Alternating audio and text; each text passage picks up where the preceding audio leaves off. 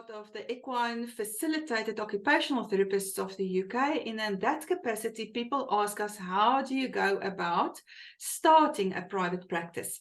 So I thought it to be a good idea to invite Jo today because she's the chairperson of the EFOT in the UK.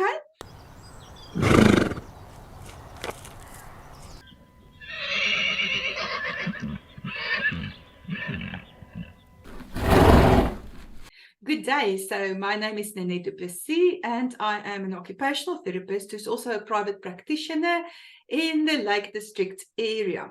I'm also part of the Equine Facilitated Occupational Therapists of the UK. And in that capacity, people ask us, how do you go about starting a private practice? So I thought it to be a good idea to invite Jo today.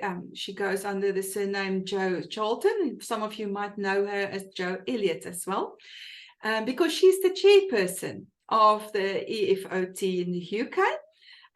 And she also has a private practice, and I know she does some other work too. So I'm going to ask Jo to explain to you a little bit of the different work scenarios that she's working in.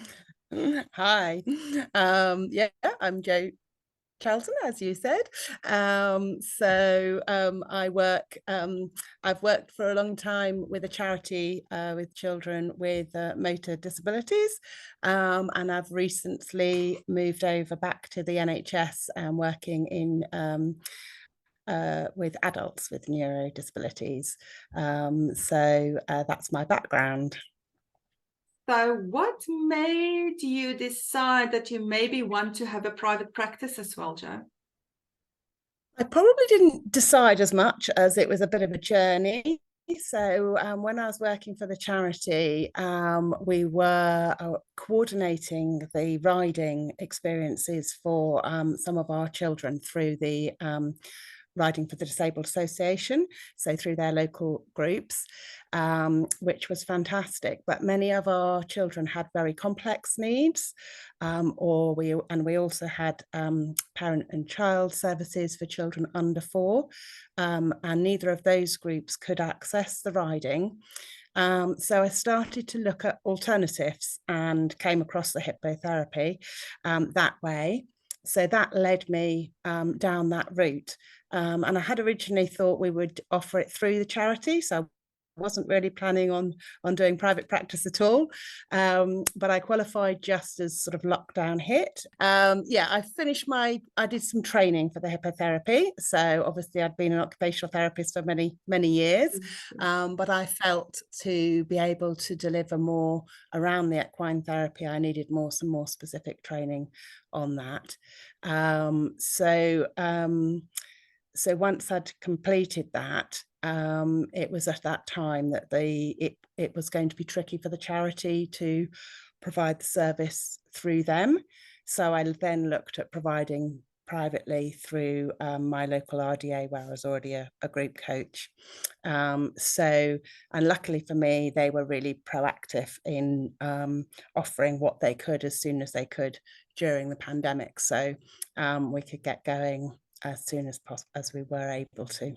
Okay, so you work as a private occupational therapy practitioner in collaboration with the RDA Centre where you provide it. So that's kind of like if I rent rooms from in a hospital, but I do private practice there. And because you use the horses, you needed a stable yard with horses that's available, and you are using the local RDA. Yes, exactly. For me, that worked well because I already knew the ponies. We were able to train some of them for the hippo.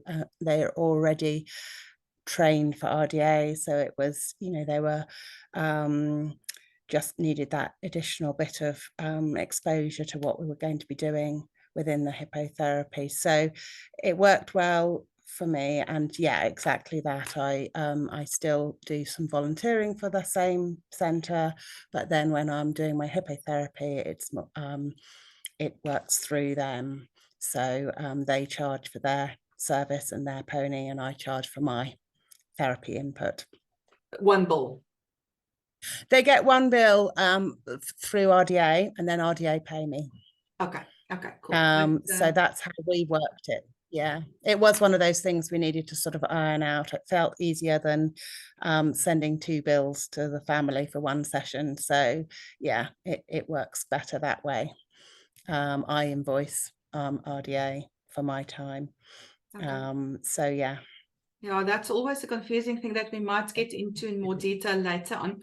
So what I first wanted to know is, for me personally, the most daunting part of starting a private practice in the UK. I've been a private practitioner for many years in South Africa.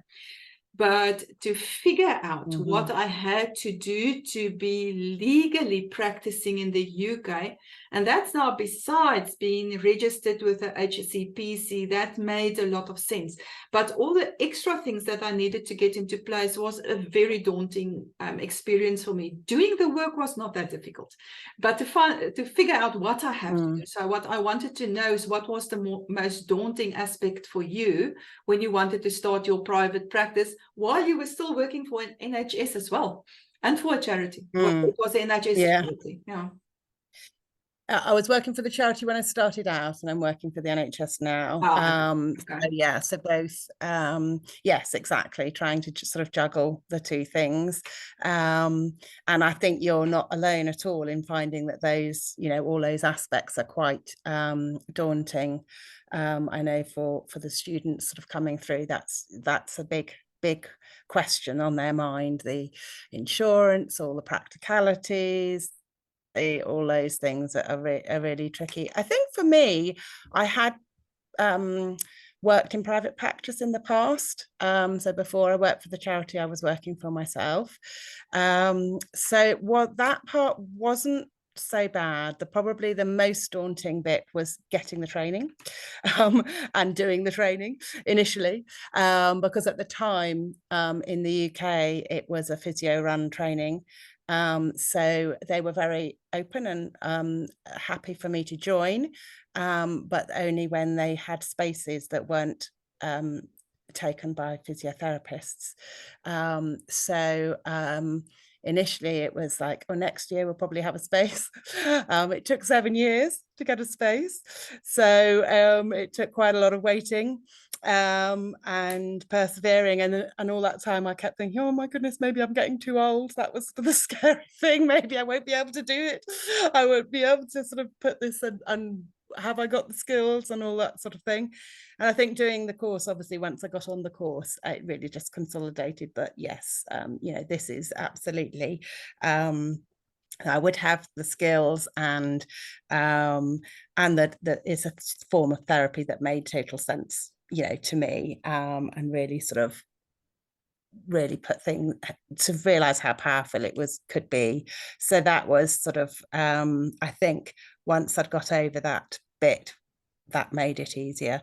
But there were practicalities, like you're saying, around working through the RDA group that we've touched on already, and how that would work out, and how we would charge, and which bits of insurance cover which. All those things, I think, are sort of the nitty gritty.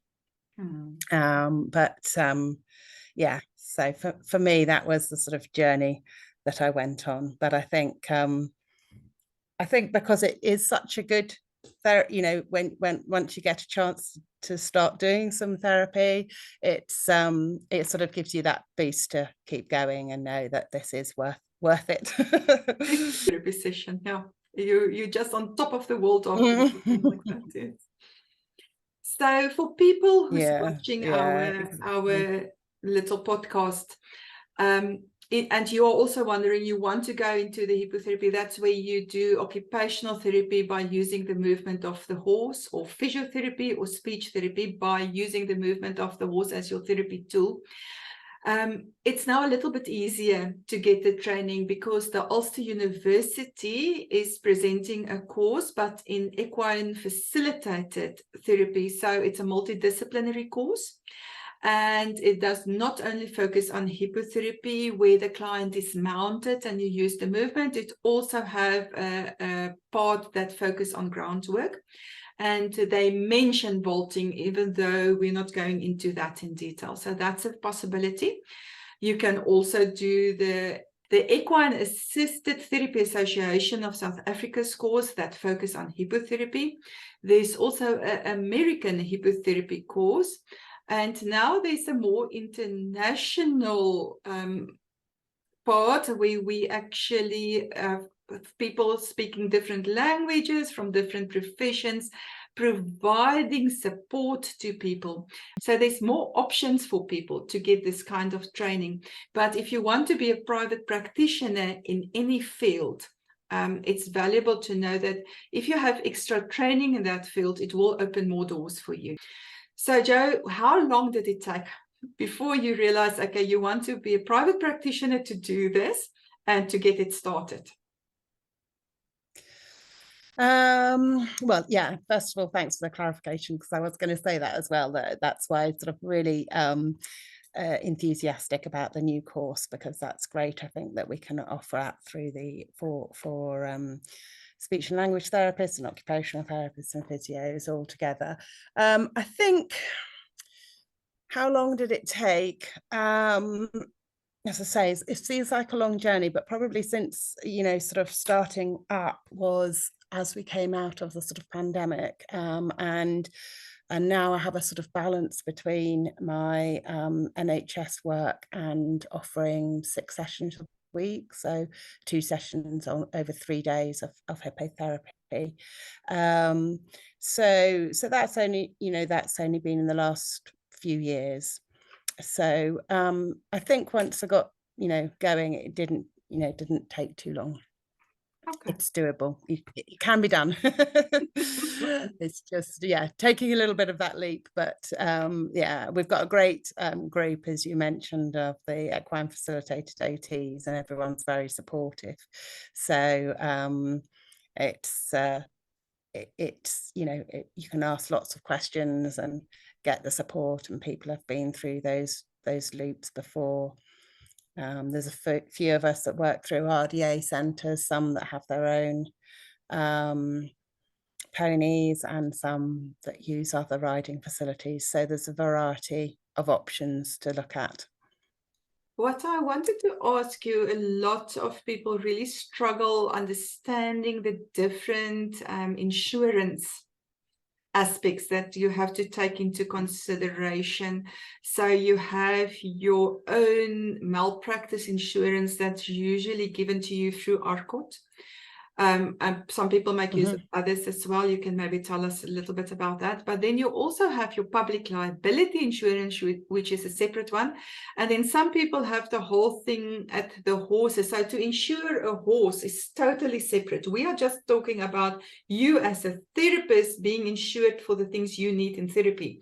And for instance, what if a parent gets bitten by a horse? What would cover that? So if you can maybe expand a little bit of the kind of insurances that you have to get into place. Yeah, and I think that depends a little bit on your setup and what you're using. So because I'm going through RDA, they have insurance for the ponies and for the volunteers, and that will include the parents. If they are sidewalking, then we have to sign them off through the RDA system, so that they're given the training and understanding of how to work and with the ponies. So I've started, I use parents as sidewalkers because I started in the pandemic, so it was necessary to cut down on extra people, and I've found that actually really good, and have continued with that mostly. Obviously each child may be slightly different, but on the whole that works really well, because the parent knows the child the best, is pretty good at handling and facilitating them. A parent or carer or somebody from the child's circle, and obviously for some of our more complex children there's still that infection control concern, so it makes sense to use the parents. So going back to the insurance, I think that does depend a lot on what your setup is and needs to be looked into. And there is a danger of being overinsured or double insuring yourself. So that's also not a good idea because then neither will pay up. So it's important to just not to just throw lots at it without really looking into it and sort of working out where you'd be covered. Yeah, and I was going to say the risk, going through a risk assessment is a good sort of way of working all those things out, and that's also covered within the allied health professional course that is run through Ulster will help you through that process as well. Quite an expensive thing. If you haven't earned any money yet, you are setting up your thing, and now you have to pay for all these insurances, and you might have one client. That's also quite a daunting aspect. So if you don't have another income that you are working for another, if that's your only income, it's daunting. If you get back to our theme for today of things that might be daunting when setting up. Very daunting. And there are additional things that weren't there when I was previously in private practice, like your data protection. So you need to pay for the fact that you will be storing people's or using people's data, although that's only an annual fee, so it's not too bad. But as you say, all these things add up if you're then only doing a small amount of work. And on the whole, it's difficult to do a huge amount. We have got therapists that are doing it pretty much full time, but then you've got to utilize probably several different sort of ponies, really, or yards or ways of doing that. So so it is a juggling act because of that element of the pony. And that's also part of the thing that I really enjoy. So it's the daunting part, but I love problem solving. So for me, that's also part of the thing. So you need the horse that's going to give the best movement for this client, but the same horse it's a live tool that we have. So they need rest breaks in between, and in between the client's other schedules. It becomes a whole puzzle that you have to build. But that's, for my personality, I enjoy that because it's a very stimulating place. But for some other people, that's just not what they want to do. They want to go to work and they want to do the set, and that's also fine. That's why all of us provide different services to different clients. Absolutely. Jo, what would be the one piece of advice that you want to give someone who now wants to start off in being private practice, not necessarily in hippotherapy? Oh gosh, in private practice, maybe reach out to others, get some advice. Don't feel like you're alone, because there are others doing the same, been through the same, all feeling like they're alone. And that can help you problem solve, really, and work out what you need for your individual circumstances. Jo and Emma and Rona, all people from the EFOT community, extremely helpful and want to supportive is the word I'm trying to find. So no one is in it feeling threatened that other people wants to get involved, and that is the positive about this, being in this community. So I want to thank you for your time today, Jo, and I want to ask the people watching our podcast to give us some feedback. Would you like to see more of this in future? And give us some questions that you would like us to discuss with different people. I will do exactly the same kind of interview with Rona and with Emma as well. And let us know if you are interested in having more of these ones for maybe a small fee, like £1, just to cover all our costs to get it up and running. But let us know in the comments, please. Have a nice day. Thank you. Thank you.